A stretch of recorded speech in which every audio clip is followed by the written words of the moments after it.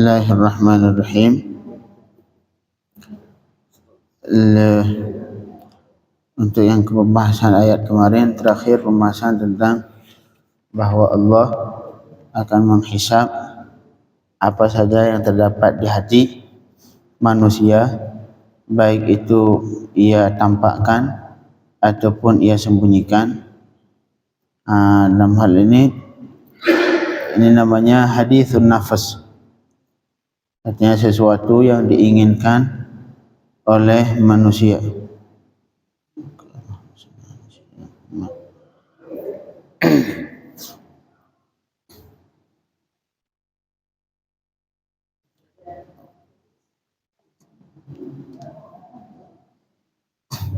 Yang pada dasarnya khawatir ataupun keinginan hati itu ada 4 macam.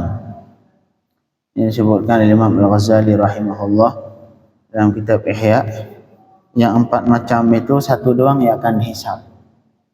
Ini karena dipahami dari hadis yang kemarin kita baca, al-qatil wal maqtul finnar. Yang orang yang berdua yang lagi berkelahi misalkan, kemudian salah satu membunuh kawannya. Ini kata Rasul dalam kejadian ini, al-qatil wal maqtul finnar. Baik yang membunuh dan juga yang terbunuh walaupun dia enggak membunuh. Al-qatil wal maqtulu finnar, yang membunuh dan yang tidak membunuh finnar. Ini satu hadis. Hadis yang lain seperti yang kita baca juga di sebagian hadis, man hamma, siapa saja yang menginginkan untuk melakukan sebuah kejahatan, tidak akan ditulis oleh Allah sampai ia lakukan. Sebaliknya kalau kebaikan, berkeinginan melakukan kebaikan, kemudian walaupun dia tidak lakukan sudah ditulis. Sedangkan yang kejahatan ia lakukan, ia inginkan tapi kemudian tidak melakukan, itu tidak ditulis sebuah kejahatan oleh Allah Subhanahu wa taala. Sedangkan hadis tadi al-qatil wal maqtul finnar, ini yang maktul yang terbunuh juga dimasukkan neraka. Artinya dihisab oleh Allah Subhanahu wa taala walaupun ia tidak membunuh. Ini akhirnya sahabat bertanya saat itu, ya Rasul, kan dia terbunuh, korban, tidak membunuh. Kata Rasul, karena ia punya keinginan yang kuat untuk membunuh kawannya juga, cuma lebih duluan terbunuh. Sehingga dari sini, dari beberapa hadis ini, beberapa macam hadis, yang sebagian hadis menunjukkan kalau sebelum dilakukan segala yang terbunuh ini dia belum membunuh. Ada sebagian hadis menyatakan bahawa kalau sebelum melakukan tidak ditulis. Sebagian hadis menyatakan seperti al-qatil, kalau walaupun dia tidak membunuh tapi ia juga masuk neraka. Di sinilah kemudian ulama membagikan keinginan hati manusia ada 4 macam. Yang pertama namanya yang pertama khatir. Ini khatir. Kalau amal khatir fala yu'akhadh bih. Ini khatir kadang-kadang sesuatu yang datang tiba-tiba tanpa diinginkan. Lagi duduk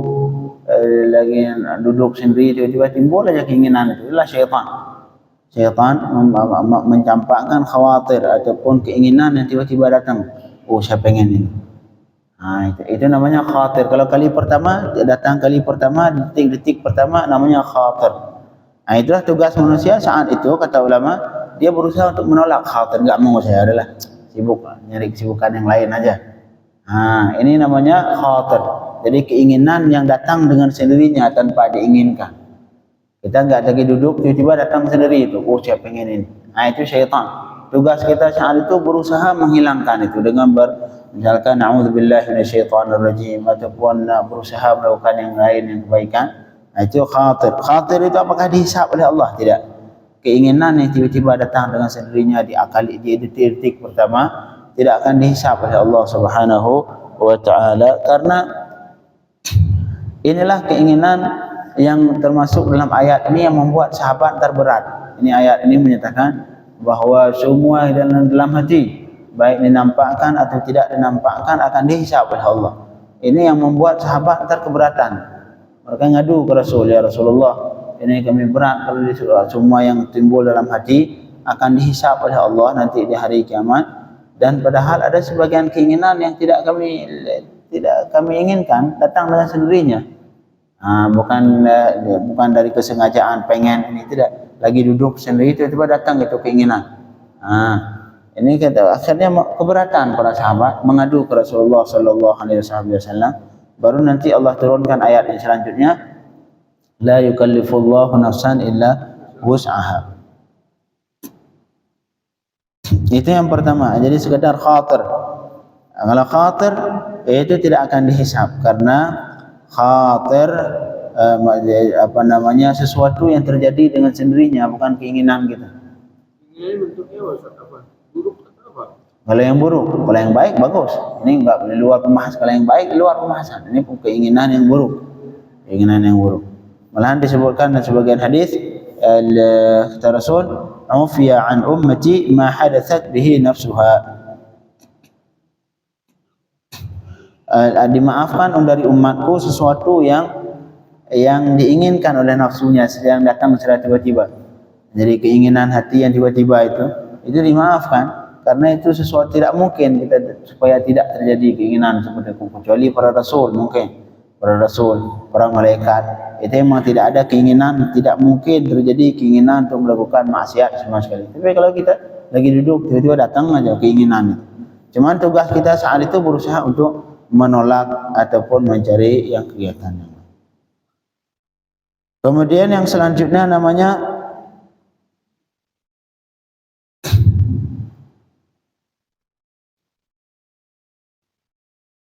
hayajanur raghbah ila an-nazar.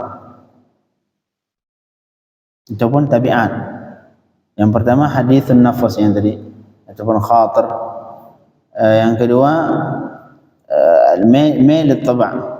Ketika kita awalnya kita datang dengan sendirinya pengen ini, kemudian akal kita mulai memikirkan apakah itu bermanfaat, mulai mencerna itu akal ataupun hati kita. Ketika datang khatir dari syaitan secara tiba-tiba, hati kita mulai mencerna. Ini yang kedua, yang martabat dari keinginan dalam hati yang kedua, yaitu keinginan syahwat, keinginan hati untuk mencerna tadi keinginan tadi. Kayaknya ada benarnya. Kayaknya ada benarnya itu keinginan. Ini namanya mail at-tab'. Jadi keinginan hati untuk mencerna khatir yang datang dari syaitan secara tiba-tiba. Ini kata ulama, dua-dua ini tidak dihisab. Ini dua ini belum dihisab oleh Allah Subhanahu wa taala. Kemudian yang ketiga, setelah hati kita mulai mencerna ini kayaknya mungkin bagus, mungkin enak dilakukan, baru ada keinginan untuk timbul setelah ada tangan khatir tadi, kemudian ada keinginan untuk mencerna. Jadi hati kita mulai mencari, mungkin ini enak juga, seperti itu. Udah bertambah itu keinginannya. Artinya keinginannya sempat bertahan. Jadi awalnya datang dengan sendirinya, seharusnya langsung ditolak. Ini enggak, dibiarkan sampai hatinya mencerna, memikirkan apakah ini kayaknya bagus. Tapi belum ada keinginan pengen melakukan. Kemudian setelah itu baru yang martabat yang ketiga, al-hukmul qalbi bi anna hadza yanbaghi an yaf'al. Setelah hati kita sudah mencerna tadi, baru timbul keinginan, oh ini harus dilakukan. Harus dilakukan. Jadi hati kita cuma mengatakan ini kayaknya enak kalau dilakukan. Lagi duduk tiba-tiba pertama datang khatir syaitan tengah malam. Oh ini kayaknya kalau naudzubillah min dzalik, kalau berzina di jam sekarang enak misalkan, naudzubillah. Kita masih di rumah. Kemudian ataupun kita masih di rumah, tiba-tiba hati kita mulai mencerna itu, hati kita mulai mencerna ini kayaknya apakah bagus kalau terjadi apa-apa. Sekedar memikirkan itu mencerna baik atau tidak antara dua ini. Ini namanya mailil qalb yang tadi. Itu belum dihisab. Yang ketiga setelah dicerna baru timbul, kayaknya enak kalau dilakukan sekarang. Kayaknya enak. Jadi sudah hati kita sudah menguatkan bahwa perbuatan ini layak dan sepatutnya dilakukan. Ini martabat yang ketiga. Ini semua masih niat. Ini kayaknya wah enak. Yang terakhir, tasmimul azm 'ala al-iltifat wa jazbun niyyati fi. Baru yang terakhir, menguatkan keinginan untuk melakukan. Ini niat untuk melakukan sudah benar-benar kuat. Kalau contoh misalkan na'udzubillah min dzalik, bersinah tadi udah ngambil motor, sudah jalan, sudah masuk, sudah pesan hotel, semua dipesan, sudah jahis, baru kemudian keinginan yang sudah sangat kuat itu benar-benar pengen melakukan, itu dihisab. Itu dihisab oleh Allah Subhanahu wa taala, dihisab oleh Allah Subhanahu. Walaupun belum terjadi. Tapi ketika tidak dilakukan, misalkan dia bertobat tiba-tiba nanti, na'udzubillah min dzalik, astaghfirullahaladzim, bisa jadi diampuni kembali oleh Allah Subhanahu wa taala. Tapi dari situ keinginannya sudah ditulis. Ini sesuai dengan hadis yang tadi, al-qatil wal maqtul finnar. Al-qatil wal maqtul finnar. Yang hadis-hadis yang menyatakan melakukan dosa, keinginan melakukan dosa itu tidak ditulis oleh Allah, tidak dihisab oleh Allah, itu yang tiga tadi. Yang tiga di awal itu. Keinginan tiba-tiba kemudian dicerna, ini bagus, ini bagus juga. Kemudian baru hati kita meyakinkan, oh iya ini bagus, harus dilakukan. Tapi belum jazm, niatnya itu masih belum terjun ke lapangan. Baru kemudian dia udah ngambil HP, pakai pakaian, berjalan, sudah memesan hotel semua. Itu artinya apa? Benar-benar sudah niat pengen melakukan. Itu sudah dihisab. Seperti orang yang terbunuh tadi. Yang terbunuh tadi dia udah melakukan perkelahian juga. Dia memang target membunuh juga. Walaupun dia nanti yang terbunuh. Ini kenapa dihisab oleh Allah? Karena keinginannya untuk membunuh sangat kuat. Keinginannya, makanya ketika sahabat bertanya, Rasul kan dia nggak membunuh, dia terbunuh malah. Kata Rasul, bukankah ketika dia ada kesempatan membunuh dia bakal membunuh? Maka di situ yang empat yang terakhir ini akan dihisab oleh Allah Subhanahu wa taala. Tapi bukan berarti ketika dihisab tidak akan diampuni, tidak. Allah Ar-Rahman Rahim, Ghafur Rahim. Allah ntar bisa jadi ketika kita tidak berani, tidak jadi melakukan, kemudian kita bertaubat benar-benar ke Allah, akan diampuni oleh Allah Subhanahu wa taala. Inilah pembagian. Wa hadza nusammi hamman bil fi'l wa niyatan wa qasdan. Jadi sudah benar-benar pengen melakukan. Ini namanya yang terakhir. Marhaba. Kalau misalnya dalam tadi membela diri, tiba-tiba membunuh, gimana? Ada namanya bela diri. Bela diri itu ada dalam istilah fikih ini ada fa'sail. Ada sa'il, orang yang nyerang kita. Kita enggak ada keinginan lagi duduk, tiba-tiba diserang terus bela diri, terbunuh dia enggak dihisab. Fa'sail, kita orang yang diserang dibolehkan oleh syariat untuk bela diri. Tapi dalam hal bela diri harus ada tadarrus, harus ada ada tingkatan. Kalau kita mungkin dengan berlari, wajib lari. Kalau kita mungkin berlari, wajib lari. Akan tujuan kita apa? Supaya kita enggak terbunuh ketika diserang. Itu kewajiban kita ketika menghindar dari serangan itu, ketika mungkin lari. Kemudian apabila tidak mungkin lari, mungkin minta tolong ke orang lain, minta tolong. Kalau tidak mungkin sama sekali kecuali dengan membunuh, ya silakan dimaafkan, enggak dihisab. Artinya bela diri juga enggak. Kalau mungkin berlari kita bunuh dia, enggak itu. Sekarang kita mungkin dia nyerang kita, anak kecil lah nyerang, kesempatan nih saya bunuh langsung. Kan dia nyerang saya. Enggak. Karena itu ada tingkatan. Kalau kita mungkin untuk menghindar dengan cara yang tidak melukai yang tidak merusak, ya itu lebih baik. Itu seharusnya harus kita misalkan mungkin lari ataupun mungkin minta tolong. Jangan kita mampu melari ataupun minta tolong tapi kita bunuh. Itu dia.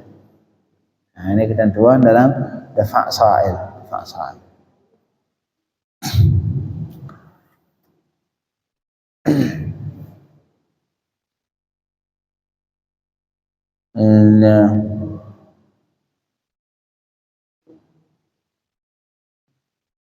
Inilah yang empat pembagian yang tadi. Yang pertama yang kita sebutkan tadi adalah haditsun nafas. Yang pertama khatir itu yang datang dengan sendirinya tanpa kita sadari, itu ada aja keinginan itu khatir di detik pertama. Kita pengen ini. Itu dimaafkan oleh Allah, tidak ditulis. Kemudian yang kedua hadis nafas, sudah mengatakan ini kayaknya bagus, sudah dicerna sama hati.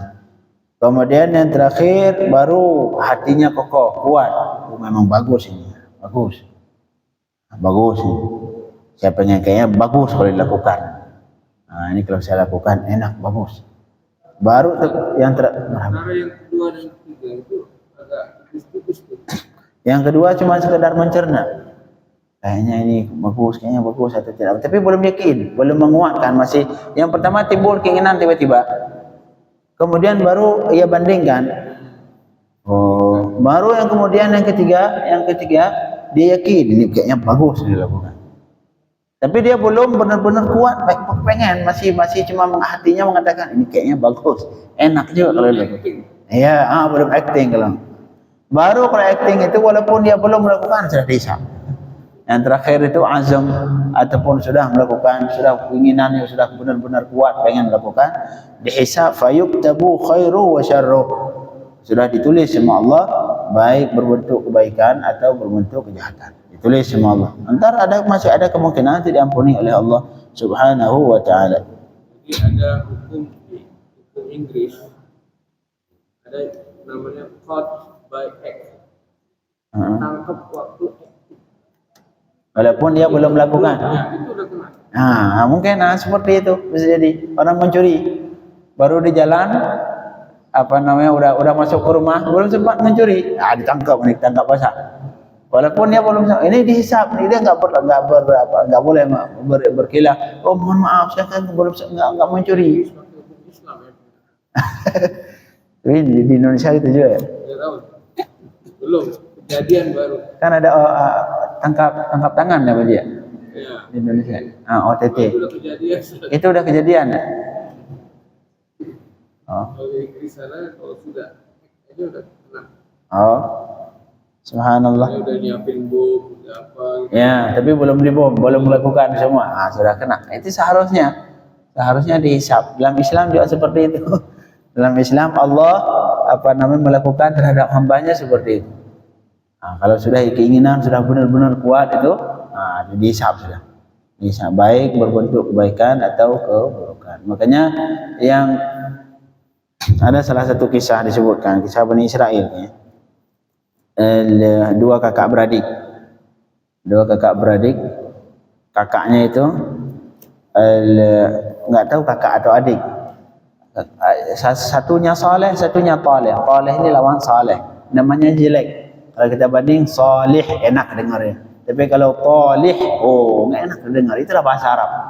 Bahasa Arab ini memang subhanallah, dari kata-katanya saja sudah menunjukkan ke arti. Bahasa Indonesia kalau bahasa Arab ini kalau saya sebutkan durab, kira-kira enak enggak artinya? Nggak enak. Enggak enak ya? Emang enggak enak, artinya kentut. Artinya kentut. Bahasa Arab. Bahasa Arab ini kelebihannya sehingga ada ulama dulu, sebagian orang Arab yang Badui, dia bisa mengetahui arti cuma dari ngedengar lafaz walaupun belum tahu. Ini kayaknya nggak bagus, ini pasti nggak bagus. Coba contoh lain sekarang saya sebutkan khara, kira-kira bagus atau enggak? Nggak enak ya, nggak enak. Dengarnya nggak enak. Kenapa? Artinya kotoran, BAB. Hanya kelebihan. Ghurab nggak enak didengar, karena artinya burung jalak, burung yang jelek ya burung jalak.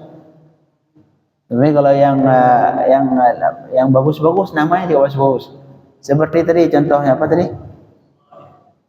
Salih dengan talih. Salih enak didengar karena salih. Tapi ada satu lagi lawan salih, talih. Talih artinya orang jahat, talih fasik. Inilah kelebihan bahasa Arab. Itu enggak dimiliki sama bahasa lain sama sekali.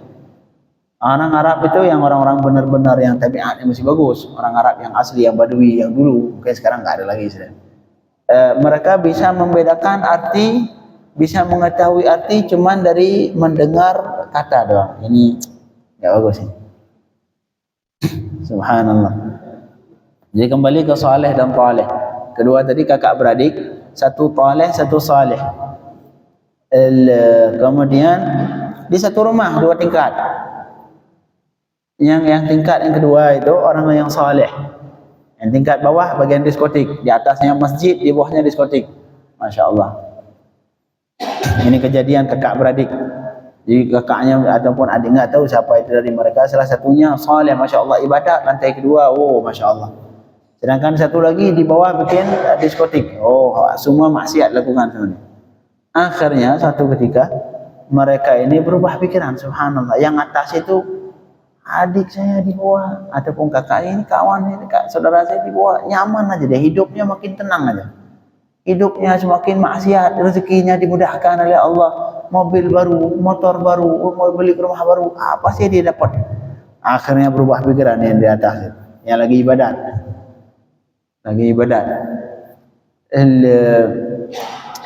Kemudian baru awalnya timbul keinginan khawatir tadi. Baru kemudian dia banding-bandingkan, kalau saya di sini terus nanti saya bakal miskin. Adik saya itu masya Allah dia walau seperti itu maksiat tapi semakin banyak rezekinya. Itu dia udah mulai mikir. Baru kemudian dia yakin, ini kalau saya turun bagus. Tapi dia belum turun. Kemudian terakhir baru dia keinginan kuat turun dari jalan di tangga. Di situ apa yang terjadi? Adiknya seperti itu juga, kawannya yang toleh tadi. Bertobat timbul keinginan. Awalnya mungkin malaikat, keinginan dari malaikat. Tugas malaikat ini malaikat sama syaitan ini berlawanan dia. Malaikat di samping kita ini berusaha untuk memberikan keinginan ataupun keinginan yang baik untuk manusia. Dia ngebujuklah, coba kamu lakukan ini. Makanya kan kita lagi duduk tiba-tiba ada aja keinginan baik. Lagi duduk dia, ini kayaknya kalau saya sedekah bagus sekarang. Ataupun ini kalau saya salat sekarang bagus. Keinginan itu tiba-tiba datang. Itu biasanya bantuan dari Allah, ada kala ilham dari Allah, ataupun kadang-kadang dari malaikat yang samping. Kalau keinginan yang jahat pasti syaitan. Ada juga keinginan yang jahat dari syaitan kadang-kadang. Makanya ulama Sayyidina Imam Al-Ghazali rahimahullah, beliau punya tempat khusus dari Ihya itu, pembahasan khusus. Bagaimana cara membedakan yang bujukan dari syaitan, bujukan dari malaikat ataupun dari Allah. Karena ada saatnya kadang-kadang sesuatu yang baik tapi dari syaitan. Contoh misalkan, biasanya ini santri yang sering, karena saya juga pernah jadi santri, beli HP atau beli laptop. Di awalnya, syaitan ini pintar deh, cerdas, iblis. Apa kata syaitan? Kalau kamu ada HP enak, bagus, kamu harus beli HP. Buat apa? Buat bisa download kitab. Bisa buat baca kitab secara langsung, nggak harus bawa banyak. Mau baca kitab apa saja mudah.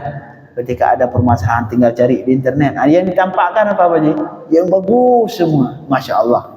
Beli laptop gitu juga. Kalau kita santri itu memang bisa dibujuk. Mau beli laptop aja bagus. Bisa buka HP, bisa ngetik kitab, bisa ngarang kitab, masya Allah. Tujuan syaitan bukan baik. Enggak, dia tujuan lain dia. Tujuan ntar ketika dia beli lain lagi ceritanya. Sama persis, pas beli HP, apa yang kesibukan HP? Yang dulu yang dia inginkan dulu, buka kitab, buka ngarang kitab, nggak pernah. Itu paling dalam sebulan sekali, kalaupun ada membuka kitab itu. Yang sisanya game, Instagram, Facebook, WA, itu. Syaitan. Makanya ulama Imam Al-Ghazali rahimahullah itu punya pembahasan khusus di kitab Ihya. Bagaimana cara membedakan antara bujukan dari syaitan dengan bujukan dari malaikat dari Allah radhiyallahu anhu. Marhaba.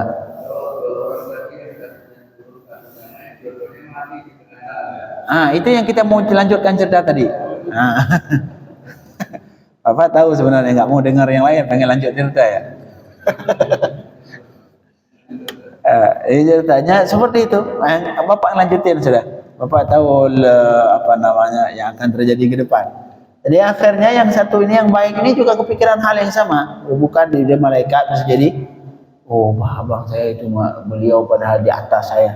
Saya ini ahli maksiat di sini, apapun maksiat apa aja ada, pengen lakukan apapun ada. Tapi beliau masya Allah sabar, tidak mau turun ibadat ke Allah Subhanahu Wa Taala.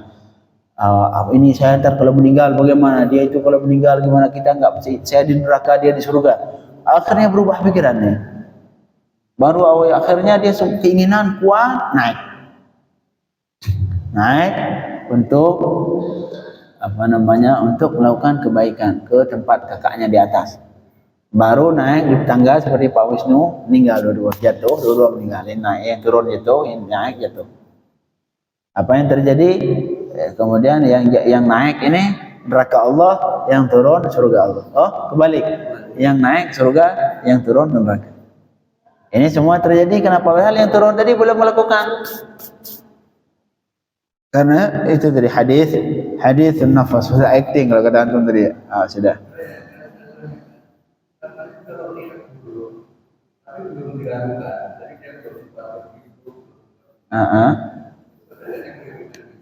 Itulah yang tiga tadi. Ini yang keempat. Yang ini kenapa dihisab? Karena sudah masuk yang keempat. Termasuk sama qatil wal maqtul tadi. Orang yang membunuh, yang terbunuh korban dihisab di akhirat. Finnar. Nah, kenapa? Walaupun dia tidak membunuh, dia justru terbunuh. Tapi dihisab dari kiamat dia dianggap pembunuh.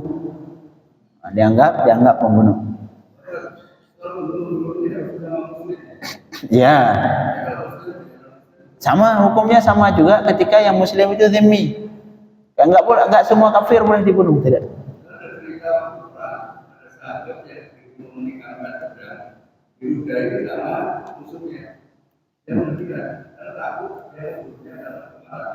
Bukan karena Allah. Seharusnya boleh, itu sifat, itu untuk menjaga hati para sahabat. Tapi kalau dia ngebunuh, seharusnya boleh. Jadi tapi kesimpulannya bukan semua kafir boleh dibunuh seperti itu, Pak. Kafir yang boleh dibunuh satu doang.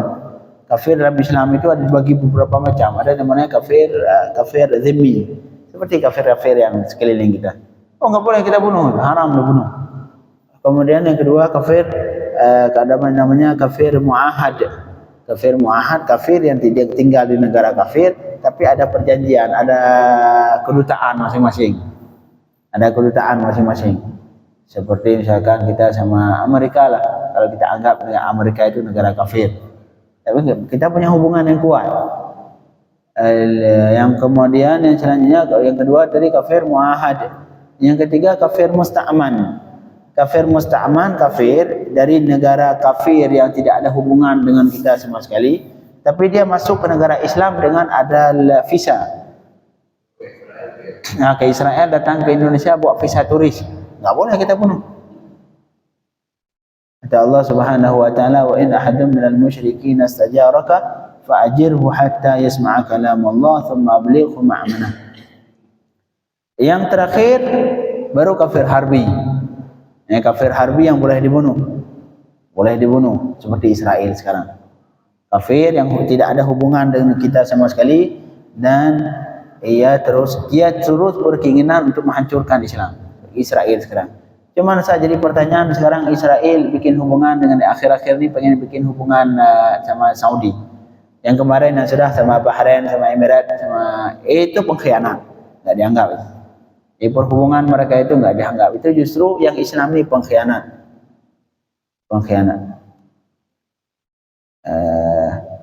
Ya, tunduk ke Yahudi. Nauzubillah min dzalik. Ya, akhir-akhir ini pengen bikin hubungan lagi sama Saudi. Yang sudah sama Bahrain, sama Emirat, sama siapa lagi negara-negara. Qatar sudah juga, Pak?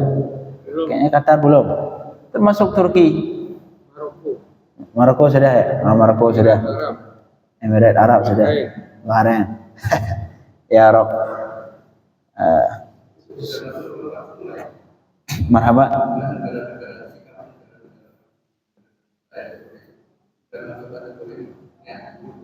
Iya. Itu sudah acting semua itu. Sudah. Itu mereka bakal dihisab setiap darah yang terjadi di Palestina, semua bakal dihisab mereka. Setiap darah yang tumpah di Palestina, di Gaza, semua bakal dimintai pertanggungjawaban oleh Allah Subhanahu wa taala. Karena yang dasarnya kewajiban berperang, ini hukum jihad dalam Islam ada dua. Ada kadang-kadang hukum jihad fardu kifayah. Fardu kifayah ketika negara kita kuat, pengen meluaskan daerah kekuasaan, otomatis kita kadang-kadang harus berjihad. Nah, di sini fardu kifayah. Artinya pemerintah harus setiap hari, setiap bulan mengirimkan pasukannya supaya pengen meluaskan daerah kuasaannya. Fardu kifayah. Tapi entar cara dakwah jangan langsung dengan pedang juga. Seperti dakwah para ahli Yaman, ahli Hadramaut, para habaib Indonesia. Enggak ada satupun yang tumpah, enggak ada yang bawa pedang sama sekali. Semua masuk Islam secara sukarela. Kakek-kakek kita dulu yang dulunya bisa jadi Hindu, Buddha dulu, tapi semua memeluk Islam dengan sukarela, yang akhirnya kita alhamdulillah lahir dari perut muslim. Kemudian ada yang kedua, jihad yang hukumnya fardu ain. Semua wajib perang, siapapun dia. Yaitu kapan? Ketika negara kafir harbi menguasai negara Islam, menjajah. Itu wajib perang. Siapa yang wajib perang? Yang pertama ahli kampung, ahli negara itu. Seperti sekarang ahli Gaza. Wajib mereka perang, laki-laki, perempuan, semua wajib perang. Dan alhamdulillah sekarang mereka melakukan. Alhamdulillah sekarang mereka melakukan. Walau dengan alat seadanya. Tapi walaupun seperti itu, pusing juga itu Israel, subhanallah. Satu dunia semua negara ngirim bantuan ke dia. Ngelawan siapa? Cuman dengan rudal-rudal kecil. Subhanallah, kam min fi'atin qalilatin ghalabat fi'atan katsiratan biiznillah. Ini kan ada yang kisah yang orang masuk dalam gua tiba-tiba tertutup oleh batu. Oh, marhaba. Nah, terus salah satu yang punya kan 3 orang. Jadi salah satunya itu bahwa dulu dia mau melakukan maksiat. Udah hampir lah. Iya, sama yang saya pengen apa namanya dengan anaknya, dengan ponakannya. Bukan ponakan, pahala atau kebaikan kita bukakanlah itu. Kata itu disebabkan karena dia taubat. Karena dia sudah pengen melakukan, tiba-tiba takut ke Allah. Situ takut ke Allah itu yang membuatkan akhirnya dia lari meninggalkan. Enggak jadi. Jadi yang jadi ibadat di situ bukan keinginan, yang jadi kenapa dia akhirnya dibukakan pintu goa sama Allah Subhanahu wa taala, karena kebaikan dia bertaubat di detik-detik yang sangat seharusnya sulit untuk bertaubat di situ. Makanya entar di hari kiamat salah satu manusia yang fi orang yang di bawah naungan Allah, la dhilla fi illa dhillallah, yang hari itu tidak ada naungan kecuali naungan Allah, hari kiamat artinya.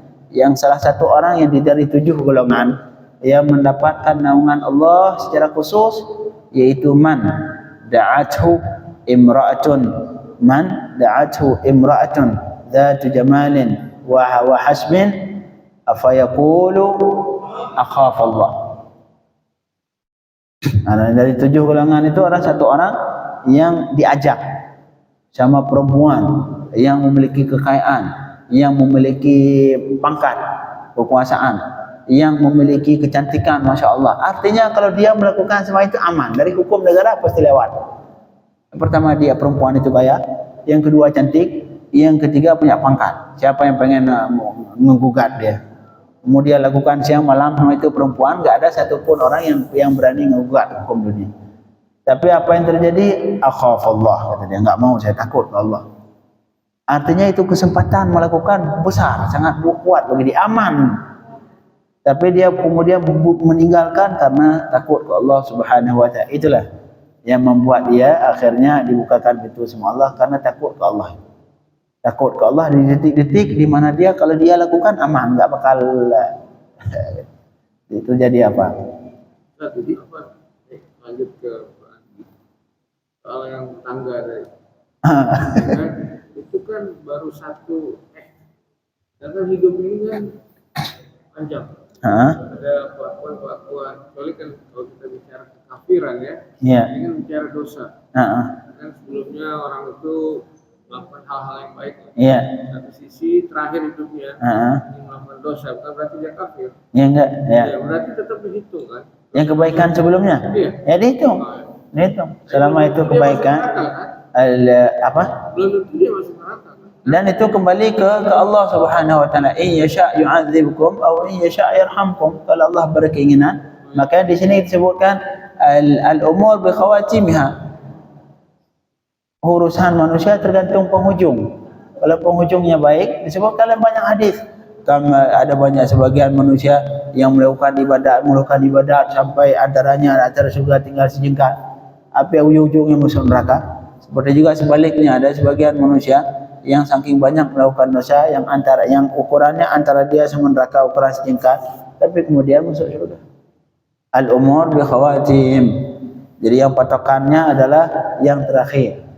Kalau sebelum meninggal baik, insyaallah.